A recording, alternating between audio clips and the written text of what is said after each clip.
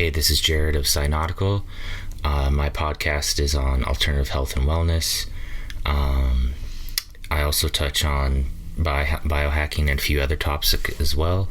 My podcast is available on Spotify, iTunes, also on my YouTube as well too. Check it out, and I'll see you there. In this recording, I'm speaking to Elise and Dan of Momentum, Strength, and Wellness, based out of Los Angeles, California, which offers holistic lifestyle and nutrition coaching in person, online, and on an app, so you can access their services from virtually anywhere. Elise and Dan have dedicated their lives to the study, exploration, practice, and application of all things wellness, doing so through continued physical, mental, and spiritual growth and well-being. So first, I'd like to thank you both for accepting my invite for this interview. Absolutely. We're happy to be here. Thank you for inviting us.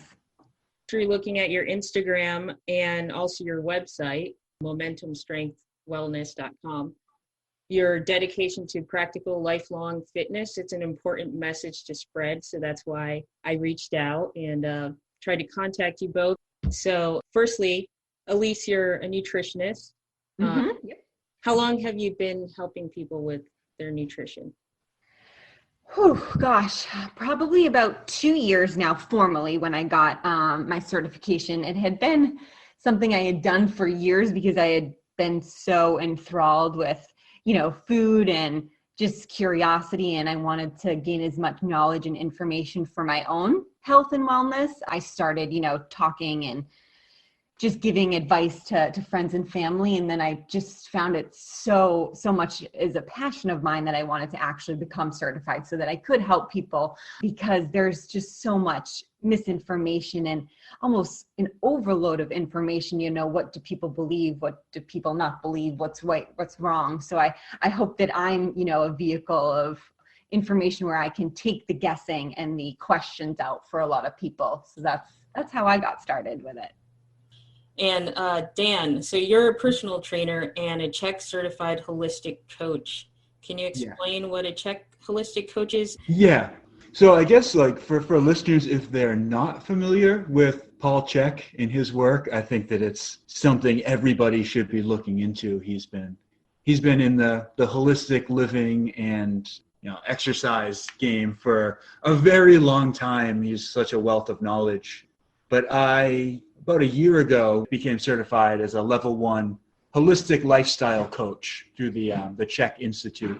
Holistic lifestyle coaching is, what we're all about. So it's obviously the exercise and the food, but it's everything else tied in as well. So, how you're breathing, how you're sleeping, how you're thinking, every aspect of your lifestyle and how it is all intertwined and can relate to everything else.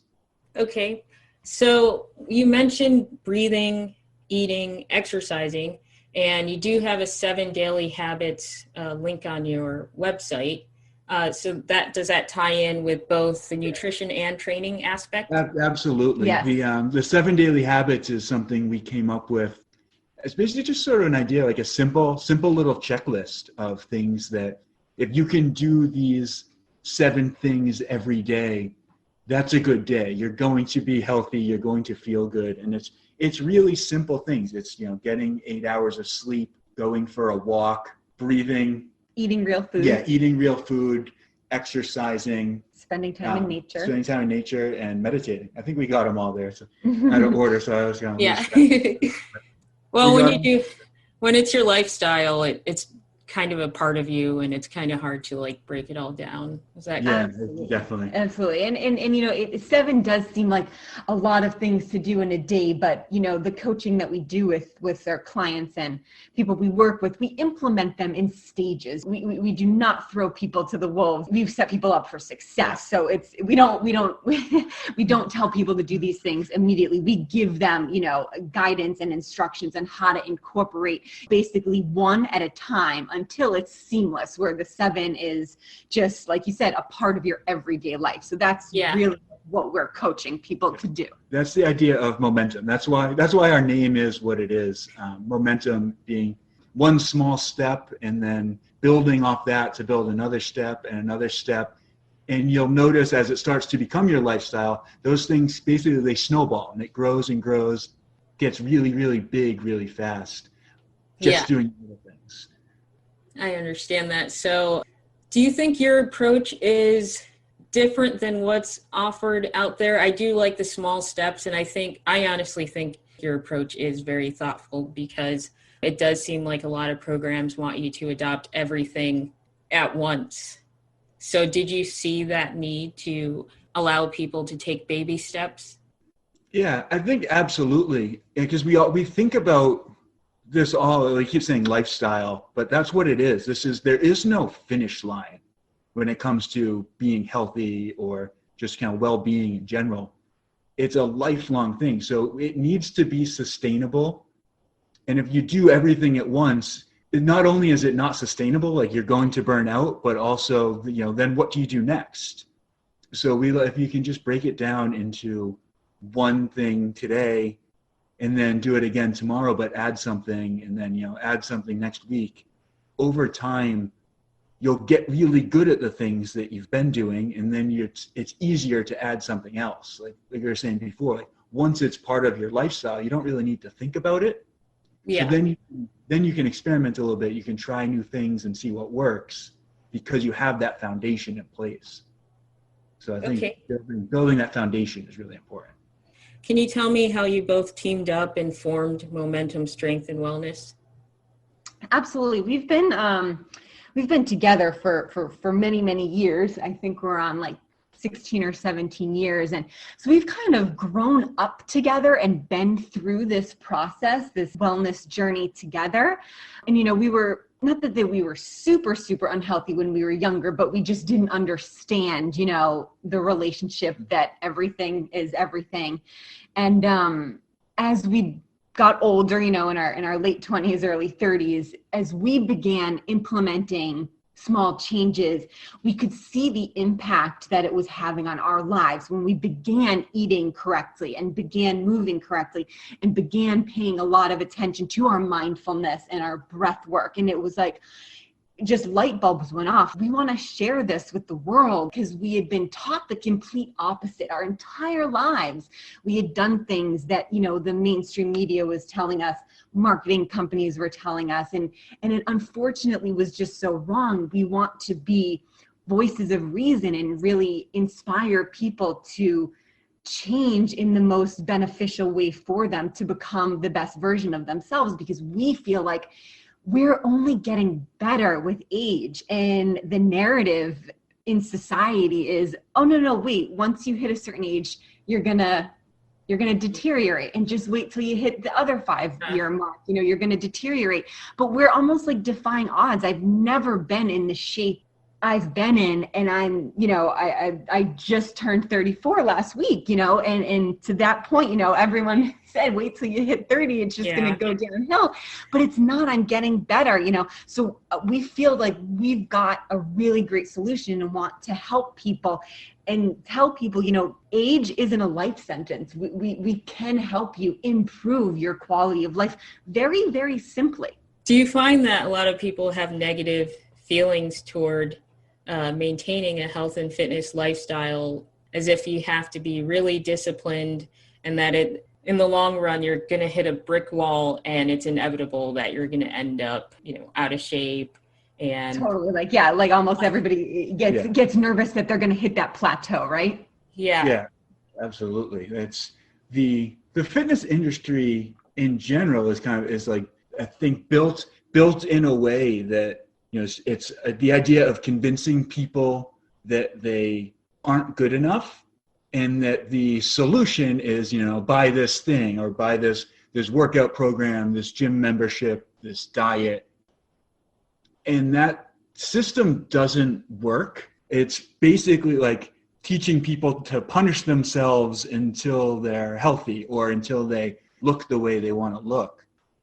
And I don't, neither of us think that you can't punish yourself or like hate yourself into being the best version of yourself, being healthy, whether aesthetics is important to you or your focus is more on health, I think the industry is kind of set up in a way that it's, selling you a product that you probably don't need, and then it works for a little while and then it doesn't work. And then, we've kind of normalized failure and dis-ease and aging as sort of like what is expected.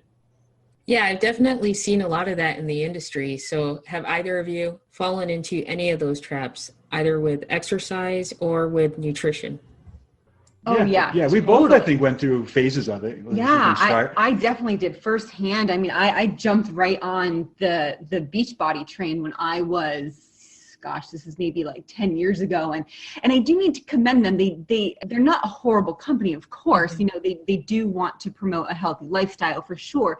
All of the programs that they offer, either, 30, 60, 90 days. And I did them. I did several. And again, like Dan mentioned, they all have an end date. So once that end date hit, and I did, the workouts, they were wonderful. I followed the nutrition kind of guidance that they had given and recipes. But after that 90 days, I was so lost. I said to myself, what do I do now? And I would just repeat the program again. And my body wouldn't change. If anything, I probably gained a lot of the weight back because I had already done it. My body was used to it. I wasn't challenging it more. I wasn't giving it something new. So that's kind of the plateau that everybody hits at some point. And, we want to emphasize that it's great to start off because I do think it's a wonderful jumping off point, but I really don't love end dates to things. Yeah, prepare for the long haul, the lifelong journey. Yeah. So that was kind of the same way. I grew up playing sports and really was into fitness from a young age. But I was into all the products. I had all my pre-workouts and all my vitamins and my protein shakes and anything that I thought was going to give me a little edge, or you look at the guy in the magazine article or the ad and it's like, well, he looks amazing. He must be drinking this protein. So I'd buy it and I'd get it. And, you don't get those results because the guy's clearly on something else. But, for years, it was wasting, I'll say, so much money on supplements and quick fixes and trying to find sort of the easy way out. And all I was getting for it was bloated and, like I said, wasting money and not feeling well. And as we started to, like we alluded to earlier, kind of cleaning up our diet, being more intentional in our lifestyle, you start to feel better and kind of realize that maybe those things aren't what's important. It's everything else, the other 23 hours of your day. And, are you getting enough sleep? Are you eating whole foods? Are you breathing well, drinking enough water? So we kind of, I personally made the shift. I remember one day I was so into eating whole foods and telling everybody, oh, you have don't eat processed foods, only good stuff. And then I realized I'm rushing home from the gym to make a protein shake. And it's that's the most processed thing I could imagine. That's so far from a steak when you think about a source of protein. One day cut that out and I've never gone back. So on the side of eating whole foods versus processed, one thing some people get confused with is if they give up eating meat, for example, and they adopt veganism or vegetarianism, they lose weight quickly, but they also don't realize that they also gave up the processed foods, which contributed probably in large part to their weight loss. So you could still experience the same weight loss effects eating meat as long as you get rid of the processed foods. Elise or Dan, have you seen that with clients of yours trying to emphasize the processed foods versus just eliminating a food group, or how do you approach that? Absolutely. And everybody is really different too. And what we always say this, we're not prejudiced to anyone. You want to eat carnivore, amazing. You want to be a vegan or vegetarian, amazing. You want to be a pescatarian, amazing. The kind of blanket term that we use for everyone, or kind of solution we try to give everyone, no matter what your eating style is, just make sure you're eating the best quality foods that you can. So one of the first things that, yes, we do when we begin working with people is take a very deep look into their nutrition, basically have them do a food log and immediately have them cut out as much of the processed foods as they can. And we do find that it's pretty easy when people begin to see the ingredients that they're consuming in these packaged foods, how far they've come from their natural source. Pea protein, quote unquote, for, vegans and vegetarians is very different from actual peas. So we try to make it as simple as that. If you do have, some sort of packaged food, really think about where it's coming from and how it got into that package and what process it went through, because the process that it goes through from its natural source is modified. You're genetically modifying food, and that's what people aren't told in this industry. They're being sold the absolute opposite. Oh yeah, we're just taking this meat or this vegetable and kind of forcing it to be this powder like substance for you to still get it. And it's very clear to Dan and I, because we've been through so much research and stuff, but that's what we try to teach people, to really look at the aspects of food and nutrition in that way. How much has it been processed down and taken out of its natural form? Because we want to eliminate those things as quickly as possible. Now, that might sound kind of scary to people, like, oh my gosh, I eat so much packaged food. This is going to be, what am I going to eat? Enter Dan and I, like that's what we're here for. We're going to teach you how to, grocery shop and what to buy. And I'll give you, healthier solutions to, okay, yeah, you want to have these, chips. Well, let me show you this recipe that I can give you that's going to have whole foods that are going to be cooked in great oils and cooked with the right spices and salts and things like that, that is going to be more beneficial for you than, unfortunately, highly inflammatory processed foods. Like Elise is saying, it's, teaching people to be intentional with what they're doing, which I think helps with what you're saying, where like you can just decide you're going to be a vegan and the benefits that you're getting aren't from veganism, they're from not eating junk food. Yeah. In the same way, like you could, like we were talking about the Beachbody workouts before, you can jump on this program, get amazing results. You're not necessarily getting those results because that was an amazing program. You're getting them because you went from sitting on the couch to exercising. Yeah. So then it's like, let's figure out what's working and let's figure that how to do that in a long-term sustainable way. So you offer the critical thinking that a lot of people possibly, they don't have time to do when they're choosing a program or a training program or a nutrition program. Yeah. That's a great way to put it. Yeah. Perfect way to put it. Yeah. You try to be like, very non-dogmatic, and everybody's different. So let's figure out what works for you as an individual. So yeah, critical thinking is exactly what that is. Yeah. So Elise, you mentioned that prior to becoming a nutritionist, that you had a relationship with food that might not have been as healthy. Is that correct? Yeah, I definitely abused, food as, a comfort in a lot of ways, kind of like as something that was missing. It was always grabbing, something sweet and, almost very unhealthy, bags of chips and stuff all, growing up and through college and, years after. Kind of, it was almost like a binge food type of unfortunate relationship with, just because I didn't realize how detrimental those types of foods were, and almost feeding that into my body, just kept wanting it more and more and more. So it definitely was a struggle for many years for me, just like a lot of people, and I didn't understand how big of an impact real whole quality food had on my body until I kind of shifted my mindset. But like a lot of other people, I had the mentality of eating poorly because I was told that way, eat fat-free things, or, calories don't, matter, or types of foods that just were satisfying for only an hour or so left me feeling so awful about myself. It was an endless cycle to keep feeding that, because then I would get that rush of a good feeling for only a little bit. So it was just a never-ending cycle that did take a little while to overcome, but that's why I want to share my journey and share the experiences that I've gone through, so others don't need to do what I had to go through. So for those who believe that eating healthfully every day is a sort of self-punishment, and, you know, the ones who say things like, you only live once, so why not eat what you want?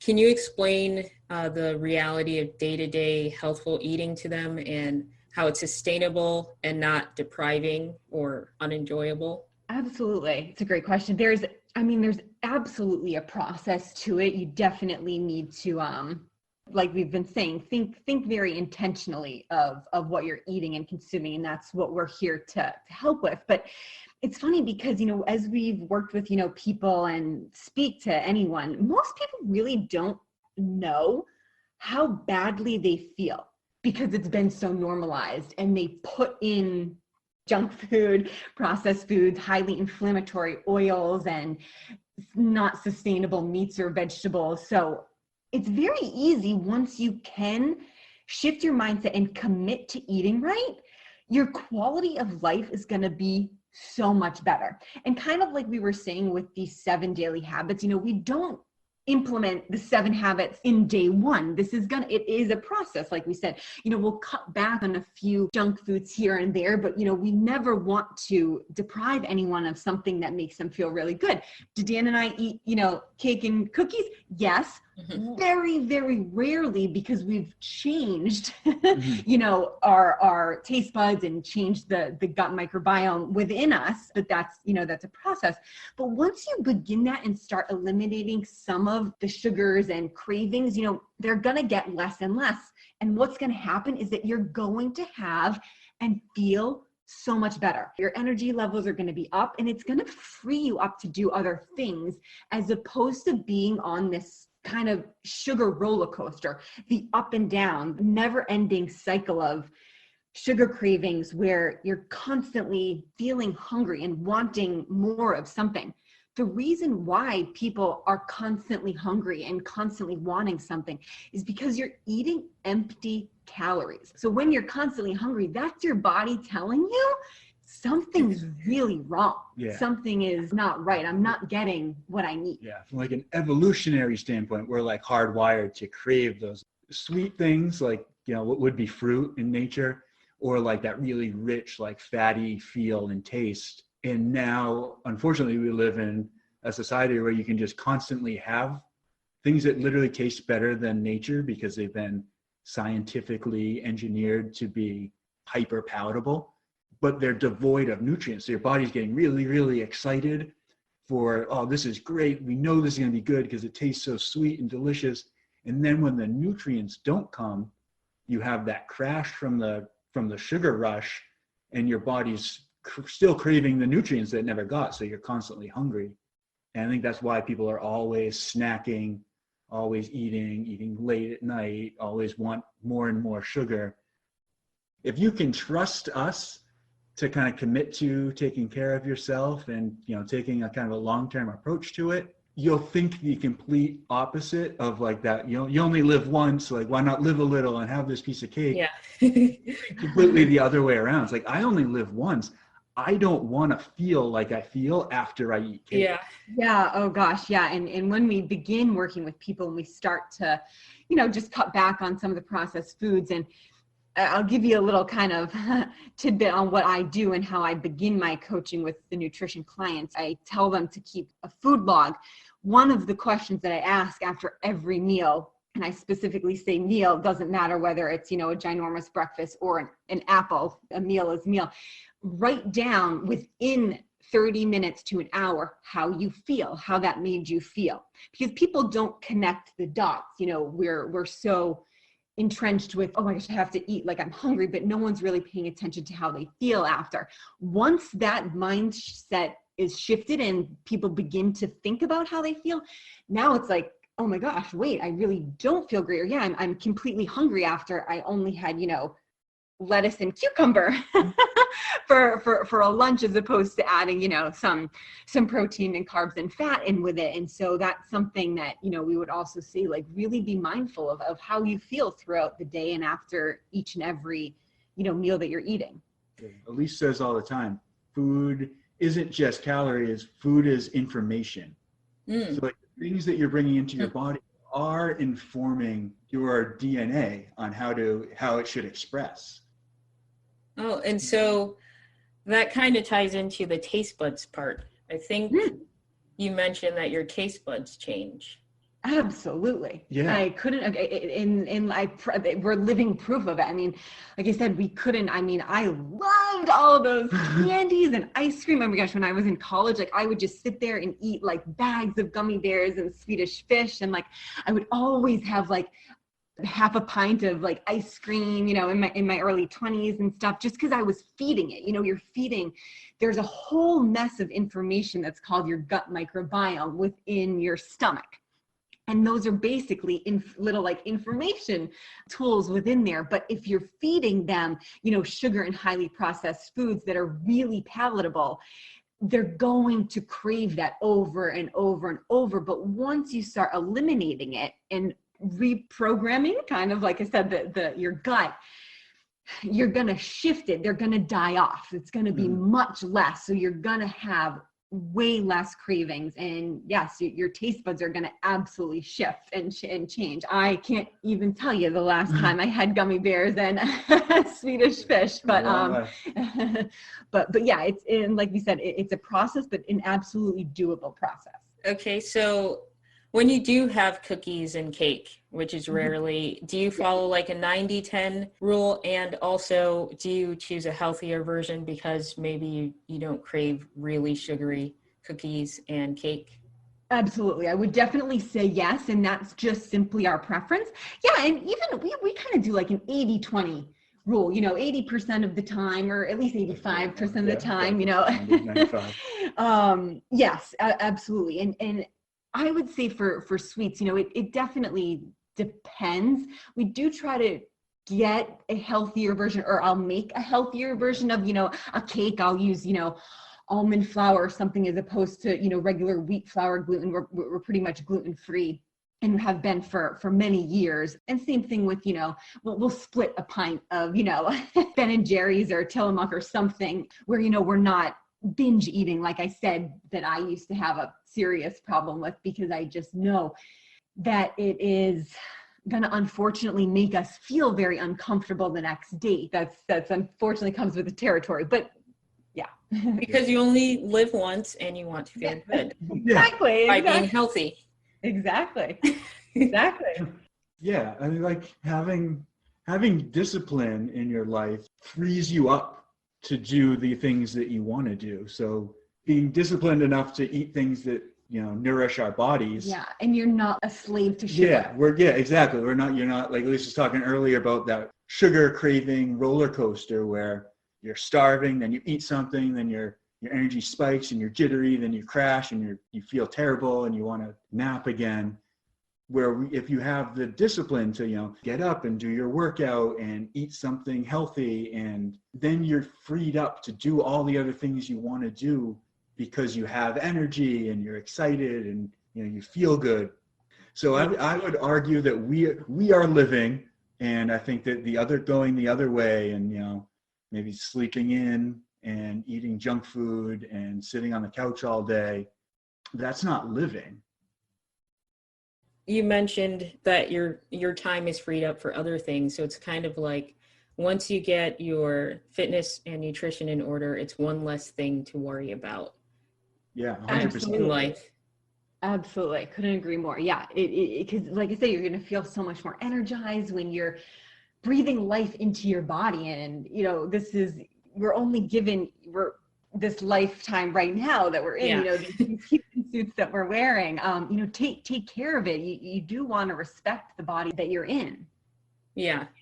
So moving on to exercise, it's kind of along the same lines as, people saying you only live once. Why don't you do what you want? Some people don't like exercise, but it's an inescapable truth that the human body requires regular exercise and daily movement for good health. So how would you help people get into the mode of exercising regularly? And would you say that it grows on people in your personal experience and from working with clients? Yes, I would say definitely from working with clients, like I mentioned before, I've always liked to work out. So maybe I'm lucky in that sense, but I think with most of the clients, I've trained a lot of people who had never worked out before, never liked working out. And I think once you get into that routine, just like we were saying with the food, as you realize that your body feels better, your low back and your knees don't hurt anymore, and you find that you're a little more capable. It's a little easier to carry the groceries. It's a little easier to, carry your suitcase when you're traveling. Then you do kind of get excited for it, and you can kind of look forward to doing it and to accomplishing things and feeling like you accomplish things.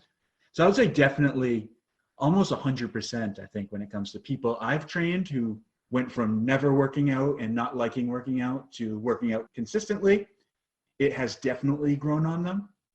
And I think it's kind of a matter of just doing it, almost like tearing the Band-Aid off and giving it a try, committing to putting in the effort for a little while. And also finding what works for yourself personally. Like, everybody's different. Some people love to run or do triathlons, and then other people really don't. All they want to do is like some body weight stuff. And I mean, that's also why, we're here, more specifically Dan, because he's going to evaluate and see what you like and do that. And I think that's why a lot of fitness programs fail and don't work, because people really don't want to kill themselves in the gym and be the bodybuilders that everybody's telling you need to be. Well, no, like, that's okay. Let's figure out what works for you. That's going to be sustainable and lifelong, because it's going to be exciting and it's going to pique your interest to keep it that way.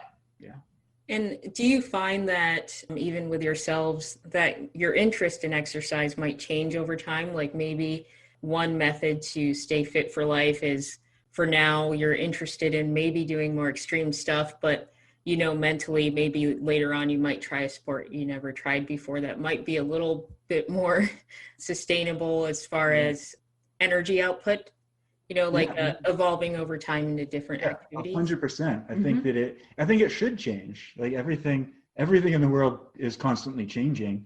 So it would be crazy to think you're going to do, one program for the rest of your life. But I think that, I would suggest that everybody try to find some way of physically expressing yourself that you love to do, and do it. And then you can kind of whatever that is, if it's dancing, if it's running, if it's, playing racquetball, once you find something that you want to do consistently, then you can find maybe different ways to supplement it that will help improve, if it's, racquetball, and then you can get in better shape in the gym and notice that you're playing racquetball better, or whatever it is. And then, as you get older, maybe you get bored of it and you want to try something different, or maybe it's a young man's game and you want to find something that suits you a little better, and you can find something that's, a little slower, a little bit more your pace, and then, just dive into that. And then you can also find ways to improve how you do that. So I think it should constantly be changing. Yeah. So basically just setting yourself up with future things that you maybe have always wanted to do. Yeah. Yeah. Yeah. And the same thing, kind of we were saying before, but like, having that discipline allows you the options. Like, it's going to be easier to do that thing that you've always wanted to do if you have a foundation in place where you're, going for a walk and breathing and exercising. Then, maybe if you want to learn how to surf or something, you're more equipped to do it and you're more capable. And that's, we're all about kind of developing more capable humans. Okay. So we were talking about the fitness industry earlier, and primarily the nutrition aspect and how they promote products you might not need to get fit, such as like protein shakes. What do you think about promoting just aesthetics primarily throughout the fitness industry? Like, for example, with celebrities, they'll show how a celebrity got ripped for $1 million movie, and, they have a short time frame to get in that shape so they can make that $1 million. Celebrities have resources to achieve those goals, and maybe some other things that they do to attain that shape. What do you tell people who try to follow a celebrity training routine? Do you think it's a realistic approach to kind of see what they're doing and try to adopt it yourself and expect the same results? Yeah, I would say no. I think that it's a really interesting example because I think you see that all the time. It's like, this celebrity, like, look at this simple workout that got this celebrity ripped. But it's like that person is unique, and everybody is different. So first off, like, doing what worked for somebody else isn't necessarily going to work for you. And then when you look at, a celebrity, it's a very extreme example of that person is basically putting on a costume of being fit. It's very short-sighted, like they needed to rush and get into shape. And like you're saying, there's a lot of stuff going on behind the scenes. We don't know what they're taking. They have their own, chef, and they're working out 3 times a day. But it's also interesting that, you see these articles where it's like, how whatever actor gained 30 pounds of muscle to play this role. And then a year later, it's like Superman 2 comes out and the same actor needs to put on all this weight again. Like, that's clearly not a sustainable thing if they need to keep doing it. Definitely keep that in mind as well. Mm-hmm. It's exactly what we were saying before about, like, it's a 30-day or 60-day workout. Like, if you're not set up for what you're going to do on day 31 or on day 61, then you're setting yourself up to failure. And if it's something really, really extreme, you're going to need to balance out. Everything balances out. So if you push really, really hard for 30 days, your body's going to push back. You're going to get either injured or sore or tired. You're going to need some rest. So I think that those things aren't sustainable.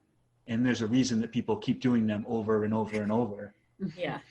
So I think an important question I always ask clients, if they have something, maybe they want to get in shape for a wedding or for whatever it is. It's like, do you want to be in shape for that? Or do you want to be in shape for the rest of your life? Like, you want to lose 20 pounds. Okay, how long do you want to keep it off? Because it's a fair question. If all you're doing is losing 20 pounds for a photo shoot or for a movie, and then you're happy to put that 20 pounds back on, then go ahead and do that workout. But if you want to lose 20 pounds and keep it off forever, then you need to take a more sustainable, lifelong approach. Yeah, that makes sense. So can you say that a high level of fitness can be achieved without a lot of resources? Can it be achieved affordably? And do people need a gym with a lot of equipment and weights? And do they need expensive nutrition programs? Yeah, definitely not expensive nutrition programs. If anything, it's cheaper. Yeah. I swear it really is to get people eating right. And I simply just say that because maybe cheaper is not the right word, but like I was saying, like when you're putting highly processed foods into your body that's depriving you from the nutrients that are coming from whole, real food, you keep buying those packaged foods, so you don't even realize how much you're spending on cookies, crackers, everything that comes in a package or pre-made things. But if you eliminate all of that, and we're telling you to buy bananas, apples, pears, steaks, fish, chicken, pork, rice, potatoes, all organic. Yes, I would have to say that, yes, unfortunately, organic is a little bit more expensive. But again, think about how much you're eliminating too. And you're just repurposing it with, organic, whole, natural foods. Yeah, it's like the most nutrient dense, healthy foods are some of the cheapest stuff you can buy. Eggs. Yeah, eggs and like organ meat is probably the healthiest things you can eat. And it's going to be some of the cheapest stuff you can find in a grocery store. Like comparing that to like a $50 tub of protein powder that's not going to be nearly as good for you. It's going to be a lot more expensive. Yeah. And with the workouts, it's the same thing. It's like you really don't need anything. No, and actually, just not to interrupt Dan, but really, especially this year, like think about quarantine and COVID and the lockdowns. Like we had to do more with less. Do you know what I mean? Like we weren't able to go to gyms. They shut down. So we, especially us, had to really figure out how to implement newer ways to, get people to maintain the shape that they were in. After for years of having what I'll call the luxury of being able to use a gym, it was all of a sudden it's a year of no gyms, figure it out. So it's take the few weights that you have and learn how do you make your workout more efficient. How do you make things more difficult when you don't always have it? So, using sandbags and body weight and, some dumbbells and kettlebells, we were able to, for both ourselves and for, all our clients, keep up with the workouts, get great results with significantly less resources. So yeah, I would argue that this year even made it more clear that to get the best results, you're probably better off with less to minimize. Yeah. It's just take away the confusion, take away, all the nonsense, all the machines you see in the gym that kind of, isolate one muscle that don't really do anything. Mm-hmm.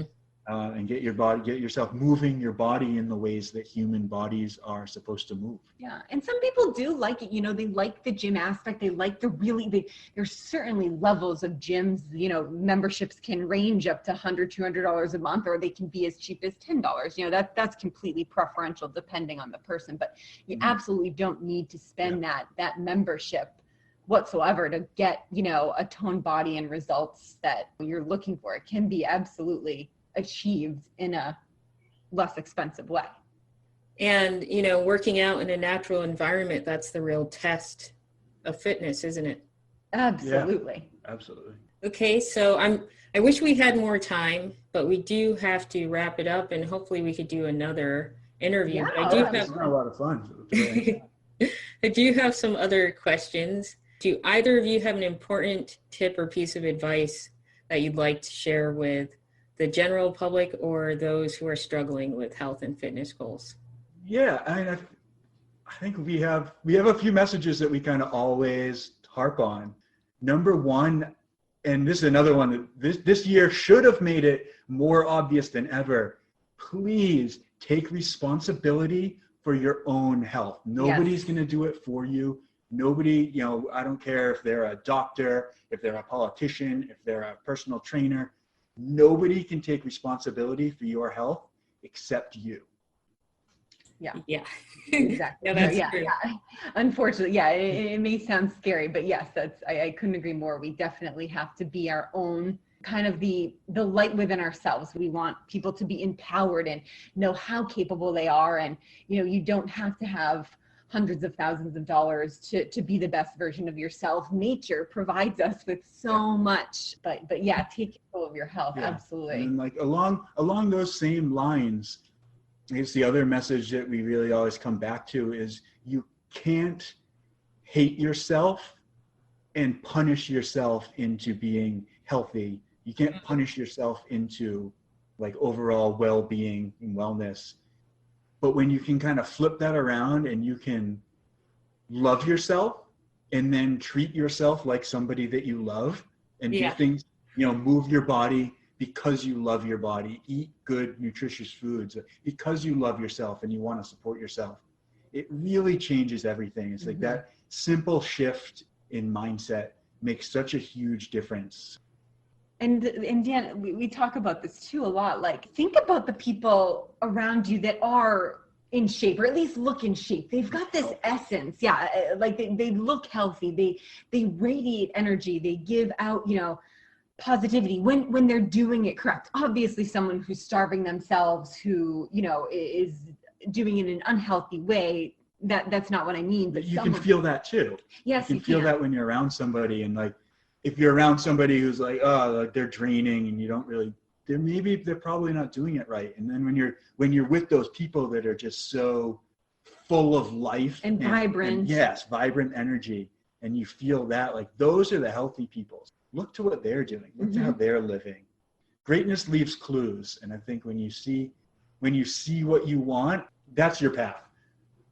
Yeah, that's all great advice. Definitely anyone with experience with health and fitness over the years, I think we all come to the same conclusions in the long run. To make sure everyone knows how to get in contact with you, you do have a guide on your website, momentumstrengthwellness.com. You also have your 7 daily habits, and you also have an app. So you're not just local, correct? Not local to California only. Yeah, so we're in Los Angeles, and we do work with some people in person, but so the majority of our business is online, and that's stuff that everybody can access from anywhere. So exactly what you said, momentumstrengthandwellness.com. And we do have that guide on there. So it's free. Talk about, is it affordable to work out? Do you need anything? It's a free guide too. There's 5 body weight workouts on there. So you can do them from anywhere. And then there's meal ideas for 5 days. And it's not just 5 meals, it's actually 15 breakfast, lunches, and dinner. Right. So it's 5 days meals. So there's a lot there. And it's, you can also get a sense of how we eat and how we approach eating for our clients. Again, you're going to see all whole foods on there in their basically natural state. And all of these workouts, as well as the meals, are under 25 minutes. We want to have it be very accessible for people that, you don't have to spend an hour, 2 hours in the gym, and you also don't need to spend an hour or 2 in the kitchen. There's, again, no outsmarting, nature and how it is. It doesn't have to be too time consuming. I was just going to say, beyond that guide, like we do also offer more in-depth coaching. Of course, if that's something people want. And you mentioned the app. We have it's a subscription app, and you can get the link right on our website.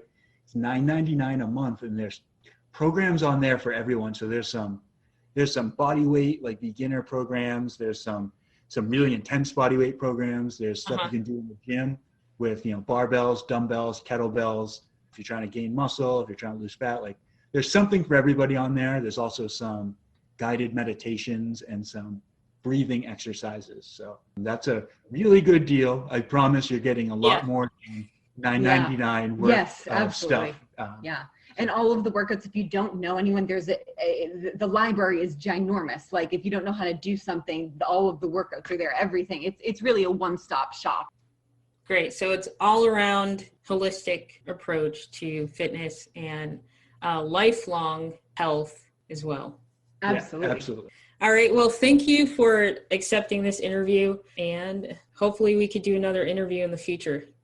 Yeah, absolutely. Absolutely. Thank you so much for having us and taking the time to listen to what we have to say too, because we want to spread all the health and wellness that we can. If people take away anything, it's to please take responsibility for your own health and do it because you love yourself, because you only get one body in this lifetime. In this time around, you've got one body. So don't waste it. Don't abuse it. Take care of it and love it.